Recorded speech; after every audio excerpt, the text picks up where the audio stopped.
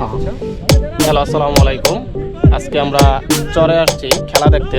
আমার সাথে নাদির, আর পাশে হচ্ছে সিয়াম আমার পাগ্নে, আর আমার ঠিক পাশেই একদম চরের মধ্যে আমরা খেলা দেখতে আসছি। মূলত চরে বিকেল টাইম, একদম রোদালো বিকেল, বৃষ্টি নেই।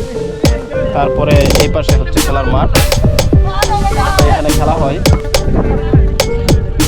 খেলার অবস্থা বর্তমান গোল আমাদের টিম কয়টা না দেন